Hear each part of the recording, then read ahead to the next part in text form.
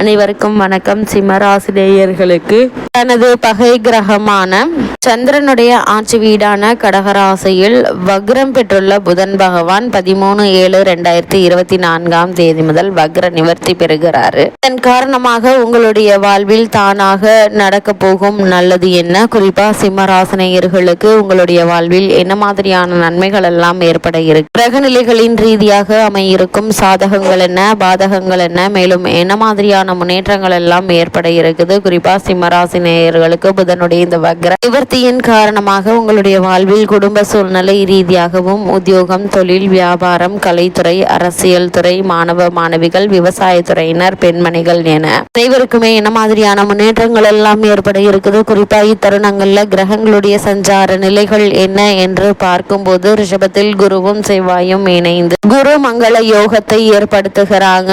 அதே போல கடகத்தில் சூரியனும் புதனும் இணைந்து சஞ்சரிக்கிறாங்க. சிம்மத்தில் சுக்கிரனும், கன்னியில் கேதுவும், கும்பத்தில் சனி வக்ரகதியிலும், மீனத்தில் ராகுவும் சஞ்சரிக்கிறாங்க. இந்த கிரகங்களுடைய சஞ்சார நிலைகளின் காரணமாக மேலும் என்ன மாதிரியான முன்னேற்றங்கள் எல்லாம் உங்களுடைய வாழ்வில் ஏற்பட இருக்கு என்பது குறித்தான முழுமையான பதிவு தான் இந்த வீடியோல நம்ம விரிவா பார்க்க போகிறோம். அதற்கு முன்னாடி புதன் பகவானை பற்றி சற்று விரிவாக தெரிந்து கொள்வோம். புதன் பகவானை பொறுத்த வரைக்கும் பொன் கிடைத்தாலும் புதன் கிடைக்காது என்று சொல்வார்கள். அதாவது இந்த இடத்தில் பொன் என்பது செல்வத்துக்கான அதிபதி குருவை குறிக்குங்க. ஜாதகத்தில் குருவினுடைய பலம் இருப்பதை விட புதன் பலமாக இருக்க வேண்டும் என்பதையே சூட்சமமாக குறிப்பிட்டு காட்டுதுங்க. கல்வி, கலை, வித்தைகளுக்கு அதிபதி புதன் கிரகங்க. எந்த ஒரு விஷயத்தையும் கண்ணால் பார்த்தவுடன் அதை கையால் செய்வதற்கு புதனுடைய அனுகிரகம் வேண்டுங்க. கற்றவர்களுக்கு சென்ற இடமெல்லாம் சிறப்பு. அவர்கள் நன்கு படித்தவர்கள் கை நிறைய சம்பளம் வாங்குவதை கண்கூடாக பார்க்கிறோம். நம் வாழ்க்கைக்கு அடிப்படையான கல்வி செல்வத்தை வழங்குபவர் புதன் பகவான். அப்படிப்பட்ட புதன் பகவான் ஒரு விசித்திரமான கிரகம் ஆவாருங்க. செவ்வாயை போலவே புதனும் ஒரு அதிபத்திய கிரகம் ஆகுங்க. ஜோதிட ஆச்சரியமான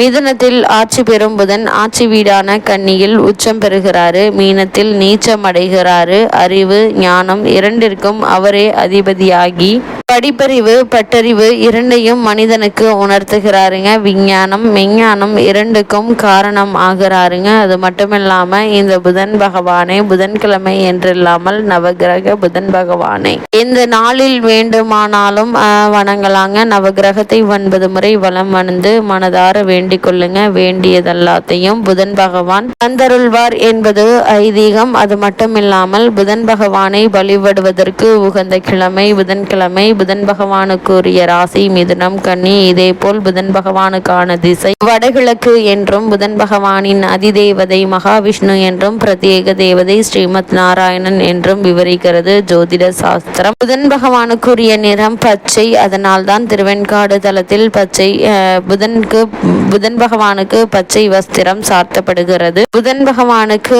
பச்சை வஸ்திரம் சார்த்தப்படுகிறது. புதன் பகவானின் வாகனம் குதிரை, பச்சை பயிறு. புதன் பகவானுக்கு விருப்பமான நிவேதியம் என்றும் வெண்காந்தல் மலர் கொண்டு புதன் பகவானை அர்ச்சிப்பது சிறப்பு என்றும் அவருக்கான ஆபரணம் மரகதம் என்றும் விவரிக்கிறது திருவெண்காடு ஸ்தல புராணம். அப்படிப்பட்ட புதன் பகவானை நாம் எப்படி வணங்க வேண்டும் என்று பார்க்கும்போது 6 லக்னங்களில் பிறந்தவர்களில் புதனின் வலு குறைந்து பலவீனமாக இருப்பவர்கள், படிப்பில் மந்தமாக உள்ளவர்கள், சீர்காழி அருகில் இருக்கும் திருவெண்காடு என்னும் ஊரில் துயில் கொண்டிருக்கும் ஸ்வேதாரணேஸ்வரரை புதன்கிழமை சென்று வழிபட்டால் நல்ல பலன்கள் கிடைக்குங்க. அது மட்டும் இல்லாமல் இத்தருணங்களை பொறுத்தவரை புதன் பகவானை நாம் எப்படி வணங்க வேண்டும் என்று பார்க்கும்போது நோய் தீர்க்கும் திருத்தலம் என்று போற்றப்படுகிறது திருவெண்காடு. புதன் பகவானை வழிபட புதன் பகவான் உச்சம் ஆட்சி பெற்று புரட்டாசி மாதமும் ஆனி மாதமும் புதன் நட்சத்திரங்களால் ஆல்யம், கேட்டை, ரேவதி ஆகியவை வருகின்ற புதன்கிழமைகளில் புதன் ஓரையில் வழிபாடு பரிகாரம் செய்வது மிக மிக நல்லது என்பதை கிரக நிலைகள் மீண்டும் மீண்டும் உங்களுக்கு அறிவுறுத்துதுங்க. அது மட்டும் இல்லாம புதன் பகவானை பொறுத்த வரைக்கும் கடகராசியை சேர்ந்த புனர்பூசம் 4ஆம் பாதம் முதல் பூசம் ஆயில்யம் வரை உள்ள நட்சத்திரக்காரர்களுக்கு உங்களுக்கு குடும்ப சூழ்நிலை ரீதியாக என்ன மாதிரியான நன்மைகள் எல்லாம் ஏற்பட இருக்கு என்று பார்க்கும்போது, தொழில்காரகரான சுக்கிரன் உங்களுடைய ராசியில் அமர்ந்திருக்க, 5க்குரிய குரு பாக்கியாதிபதி செவ்வாயோடு தொழில் ஸ்தானத்தில் அமர்ந்திருக்கும் அமைப்பு நல்ல ஒரு அமைப்பு என்று தாங்க சொல்ல வேண்டும். அது மட்டும் இல்லாம தொழில் முயற்சிகள் அற்புதமாக இருக்குங்க.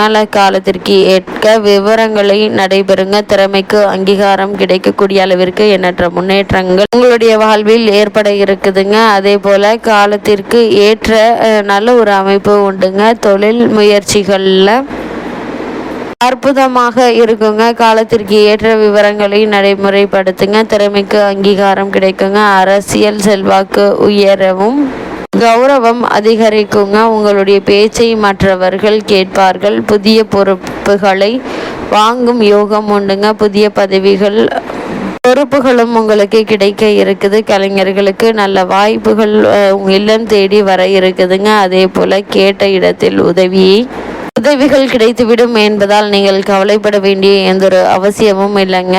நல்ல பெயரை வாங்கக்கூடிய ஒரு தருணமாகவே இந்த புதன் பகவானுடைய வக்ர நிவர்த்தி அமைஞ்சிருக்குதுங்க சிம்ம ராசினியர்களுக்கு. அது மட்டும் இல்லாமல் குரு, சுக்கிரன் மற்றும் கேது ஆகியோர் உங்களுக்கு ஆதரவாக சஞ்சரிக்கிறாங்க. இதனால் நல்ல ஒரு முன்னேற்றம் ஏற்பட இருக்குதுங்க. குடும்ப சூழ்நிலை மகிழ்ச்சி அளிக்குங்க. அஷ்டமஸ்தானத்தில் சனி பகவான் வக்ரகதியில் இருப்பதால உடல் நலன்ல சற்று பின்னடைவுகள் ஏற்படுவதற்கான வாய்ப்புகள் இருக்குது. சிறு உடல் உபாதை என்றாலும் கூட உடனே மருத்துவரிடம் அணுகி அதற்கான சிகிச்சை எடுத்துக்கொள்வது நல்லதுங்க. அதே போல கணவன் மனைவிடையே பரஸ்பர அந்யோன்யம் அதிகரிக்குங்க. வெளிநாட்டில் பணியாற்றி வரும் பிள்ளை அல்லது பெண்ணை பார்ப்பதற்கு வெளிநாடு சென்று வரும் யோகமும் அமைந்துள்ளதை கிரக நிலைகள் எடுத்து காட்டுதுங்க. அதே போல வேலை சுமை பொறுப்புகளும் அதிகரிக்கும். மேலதிகாரிகளுடைய சீற்றத்திற்கு கண்டிப்பாக நீங்கள் ஆளாக வேண்டிய ஒரு சூழ்நிலை இருக்கு என்பதால சற்று கவனமாகவும் எச்சரிக்கையாகவும் இருப்பது நல்லதுங்க. இடமாற்றம் ஏற்படுவதற்கு சாத்தியக்கூறுகள் இருக்குது. புதிய வேலைக்கு முயற்சி செய்து வரும் கடகராசினருக்கு சிறு முயற்சியிலேயே நல்ல ஒரு முன்னேற்றம் ஏற்பட இருக்கு என்பதை கிரகங்களுடைய சஞ்சார நிலைகள் தெளிவாகவும் உறுதியாகவும் எடுத்து காட்டுதுங்க.